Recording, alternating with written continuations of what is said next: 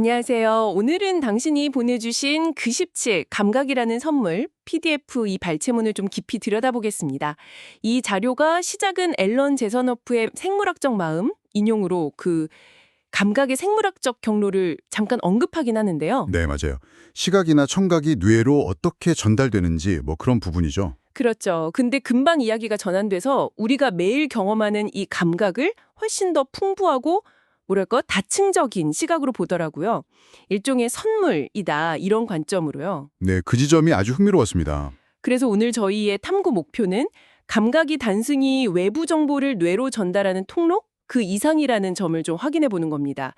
이게 우리 삶에 어떤 의미와 가치를 더하고 또 어떻게 우리 존재를 좀 풍요롭게 하는지 함께 살펴보려고 해요. 네, 좋습니다. 심지어 우리가 잠들거나 마취 상태에서도 감각 신호가 뇌로 계속 전달된다는 사실. 이거 자체만으로도 벌써부터 좀 흥미롭지 않나요? 정말 그렇죠. 우리가 모르는 사이에도 많은 일이 일어나고 있다는 거니까요. 네. 자, 이 여정을 한번 같이 시작해 보시죠. 네, 이 자료의 핵심은 감각을 단순한 생리현상으로만 보지 않는다는 점이에요.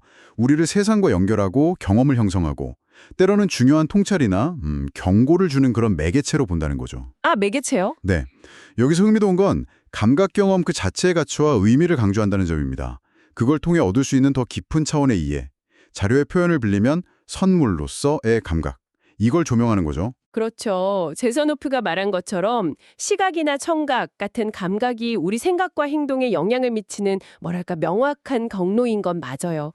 이 자료에서도 아침 햇살의 따스함이나 새들의 지저김, 커피 향기 같은 게 하루를 여는 에너지가 된다 이런 이야기도 하고요. 네, 정말 공감되는 부분이죠. 생각해보면 우리가 세상을 배우는 거의 모든 정보가 결국은 감각을 통해 들어오는 거니까요. 맞습니다. 그런데 이 자료는 여기서 한 걸음 더 나아가더라고요. 감각을 그냥 정보 입력 채널 그 이상으로 본다는 거죠. 우리가 의식하지 못하는 순간에도 심지어 잠든 동안에도 쉬지 않고 우리 생명을 지키는 파수꾼 역할을 한다고 설명해요. 아, 파수꾼 역할이요? 그 표현이 인상적이네요. 네, 병원에서 의식 없는 환자에게 가족들이 계속 말을 걸거나 음악을 들려주는 이유도 있잖아요. 네네. 이 자료의 관점에서 보면 감각이 의식보다 더 깊은 수준에서 생명과 연결되어 있다는 그런 믿음과 맞닿아 있다고 볼 수 있을 것 같아요. 뭐랄까, 우리 존재의 근원적인 부분을 지탱하는 힘이라는 거죠. 와, 정말 그러네요. 생각해보지 못했던 부분이에요. 그리고 아이들의 감각에 대한 묘사도 상당히 인상 깊었습니다. 어른들보다 훨씬 예민하고 생생하게 세상을 느낀다고 하잖아요. 맞아요. 그 부분 저도 흥미롭게 읽었어요. 빗방울 떨어지는 소리 하나하나에 귀를 기울이고 작은 꽃잎의 감촉에 놀라워하고 음식 하나하나의 맛을 그냥 온몸으로 즐기는 모습. 그렇죠. 온전히 현재에 몰입하는 거죠. 반면에 어른들은 어떤가요? 이 자료 지적처럼 스마트폰에 몰입하거나 이어폰으로 외부 소리를 차단하면서 길가의 꽃향기나 바람 소리 같은 거 주변 세상이 끊임없이 보내는 신호들을 놓치고 살아가기 쉽다는 거죠. 저도 좀 뜨끔하더라고요. 네, 많은 현대인들이 그럴 수 있죠. 하지만 여기서 중요한 메시지는 이런 감각의 무뎌짐이 꼭 나이 들매 필연적인 결과는 아니라는 점이에요. 아, 그게 필연적인 건 아니다. 네, 오히려 의식적인 노력과 훈련을 통하면 언제든 어린아이처럼 세상을 생생하게 느끼는 감각을 회복할 수 있다는 좀 희망적인 이야기를 하고 있죠. 오, 어떤 노력이 있을까요? 아주 거창한 게 아니고요. 자료의 제안처럼 그냥 창문을 열고 바람 소리에 귀 기울이는 아주 작은 실천부터 시작할 수 있다고 해요. 그리고 자료에서는 이런 감각의 회복을 통해서 하나님의 음성, 그러니까 일상 속에서 놓치고 있던 어떤 깊은 의미나 평화를 발견할 수도 있다. 이렇게 표현하면서 감각을 다시 깨우도록 격려하고 있습니다. 하나님의 음성. 네. 혹시 청취자분들 중에서도 문득 내 일상의 감각들이 좀 흐릿해졌구나 하고 느낀 순간이 있지 않으셨을까 싶네요. 네, 충분히 그럴 수 있을 것 같아요. 또 감각이 단순 정보 전달을 넘어서 삶의 지혜를 준다는 부분도 저는 정말 흥미롭게 다가왔습니다. 그 부분 저도 밑줄 쳐가면서 봤어요. 예를 들어 어머니의 손길에서 사랑을 배우고 아버지의 목소리에서 안정감을 느끼고 네. 친구와 음식을 나누면서 나눔의 기쁨을 또 함께 풍경을 보면서 공감의 힘을 깨닫는다 이런 설명이 있었죠. 맞아요. 감각 경험이 곧 배움의 과정이라는 거죠. 네, 이런 감각적 경험들이 차곡차곡 쌓여서 결국 우리의 인격과 가치관을 형성하는 평생의 보물이 된다 이런 관점인 거죠. 특히 그 부모님이 해주신 밥맛이 단순한 미각 기억이 아니라 사랑의 기억으로 남는다. 이 표현은 정말 많은 분들이 공감하실 것 같아요. 저도 그렇거든요. 정말 그렇죠. 음식에 담긴 기억과 감정이란 게 참 강력하죠. 그리고 동시에 감각은 우리를 보호하는 중요한 경고 시스템 역할도 한다는 점을 잊으면 안 됩니다. 아, 경고 시스템이요? 네. 예를 들어 이상한 냄새를 맡거나 위협적인 소리를 들으면 본능적으로 피하게 되잖아요. 그런 것처럼요. 그렇죠. 당연한 거죠. 그런데 이 자료는 현대인들이 스트레스 속에서 몸이 보내는 피로나 마음의 불안 같은 신호들을 자꾸 무시하거나 좀 불편한 환경을 애써 참아내면서 이런 자연스러운 경고 기능을 외면하는 경향이 있다고 지적해요. 아, 네. 바쁘니까 혹은 괜찮을 거라고 스스로를 속이면서요. 맞습니다. 그래서 몸의 피곤함이나 마음의 불편함을 이 자료의 표현을 빌리자면 하나님의 경고음처럼 여기고 좀 귀 기울이는 것이 건강하고 지혜로운 삶의 시작이다. 이렇게 강조하고 있습니다. 하나님의 경고음. 네. 결국 우리 몸과 마음이 보내는 그 미세한 신호들에 얼마나 주의를 기울이고 있는지 스스로 질문하게 만드는 대목인 것 같아요. 네. 정말 중요한 지적인 것 같습니다. 그리고 감각이 사람과 사람 사이를 이어주는 다리가 된다는 점도 생각해 볼 만한 포인트였어요. 네. 연결의 도구로서의 감각. 같은 음악에 감동하고, 같은 음식을 즐기고, 또 같은 풍경에 감탄할 때, 말로 표현하기 힘든 어떤 깊은 유대감이나 소통이 이루어진다는 거죠. 그렇죠. 언어 없이도 통하는 거죠. 네. 언어로는 전달하기 어려운 그런 미묘한 감정들이 감각 공유를 통해서 자연스럽게 오고 간다는 설명이에요. 아픈 사람 손을 잡아주는 그 온기나 슬퍼하는 사람 등을 토닥이는 행위, 이런 것들을 감각을 통한 사랑의 구체적인 표현으로 보고 있더라고요. 네. 이걸 좀 더 넓게 보면 결국 언어를 넘어서는 비언어적 소통의 중요성을 보여주는 거라고 생각해요. 때로는 말보다 표정, 목소리 톤, 아니면 신체적 접촉이 훨씬 더 강력한 메시지를 전달할 수 있으니까요. 맞아요. 진심이 느껴지는 순간들이죠. 네. 이 자료에서는 특히 종교적인 맥락, 예를 들면 말씀을 전하는 사역 같은 상황에서 따뜻한 목소리나 진심 어린 눈빛, 다정한 악수 같은 감각적 요소가 얼마나 중요한지를 강조합니다. 이게 메시지의 진정성을 더하고 사람의 마음을 움직이는 데 큰 역할을 한다는 거죠. 그리고 이걸 하나님의 사랑을 전하는 통로로 비유하면서 감각을 통해 긍정적인 연결을 만들라고 권면하고 있어요. 아, 사랑을 전하는 통로.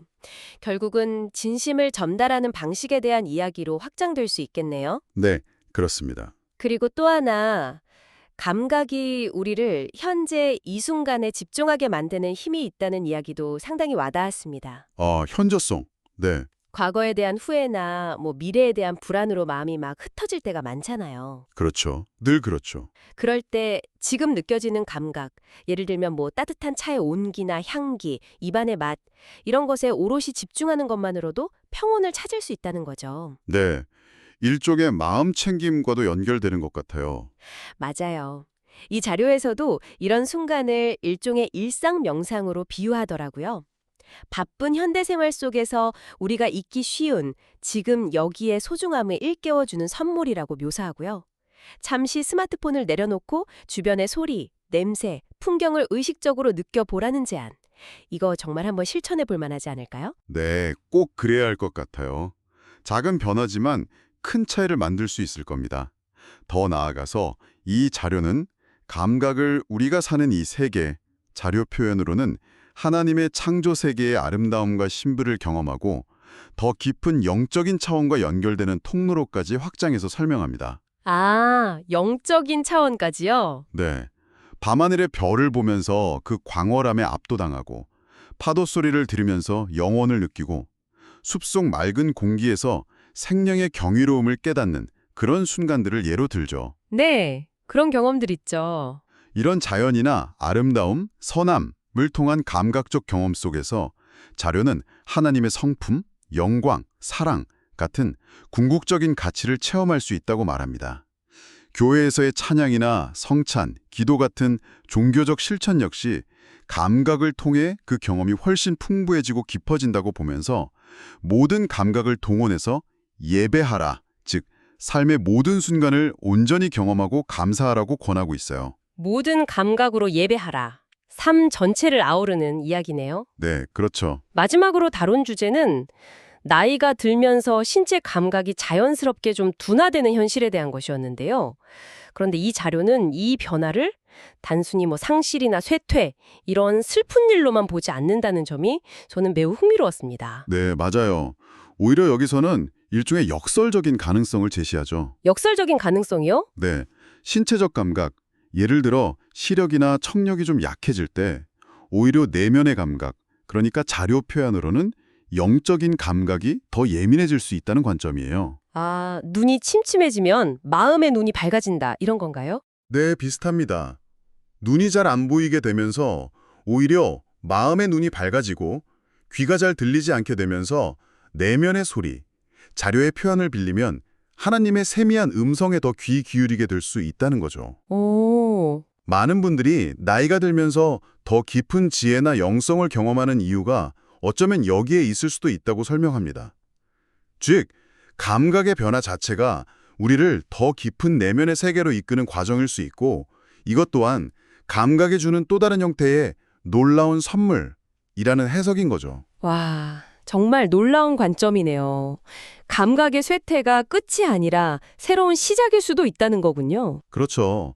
보이는 것 너머의 가치를 보고 들리는 소리 너머의 의미를 듣는 삶으로의 전환 가능성을 이야기하는 셈입니다. 자, 그럼 이 모든 내용을 한번 종합해보면 어떤 그림이 그려질까요? 오늘 우리가 살펴본 이 자료는 감각이 단순한 생물학적 기능을 훨씬 뛰어넘어서 우리를 세상과 또 타인과 그리고 어쩌면 우리 자신의 더 깊은 내면이나 영적인 차원과 연결해주는 매우 중요하고 다층적인 선물임을 강조하고 있는 것 같습니다. 네, 선문이라는 표현이 정말 적절한 것 같아요. 무엇보다 감각은 우리를 지금, 여기라는 현재 순간에 머물게 하면서 그 소중함을 일깨워주는 우리 존재의 정말 핵심적인 부분이라고 할 수 있겠습니다. 자료는 이 모든 경험을 하나님의 사랑의 증거로 해석하면서 매일 우리가 느끼는 이 감각적 순간들에 감사하는 태도를 가지라고 권하고 있고요. 네, 맞습니다. 그리고 마지막으로 이 자료는 우리에게 주어진 이 감각이라는 선물을 혼자만 간직하지 말고 다른 이들과 나누라고 이야기합니다. 아, 나누는 것이요? 네, 아름다운 것을 함께 보고 좋은 음악을 함께 듣고 맛있는 음식을 나누고 또 따뜻한 손길로 위로를 전하는 그런 행위들을 통해서 말이죠. 여기서 청취자 여러분께 마지막으로 한 가지 질문을 던져보고 싶습니다. 네. 여러분의 감각을 어떻게 좀 더 의식적으로 사용해서 여러분 자신의 경험을 풍요롭게 할 뿐만 아니라 타인과의 연결을 더 강화하고 그들의 삶에도 긍정적인 영향을 미칠 수 있을까요?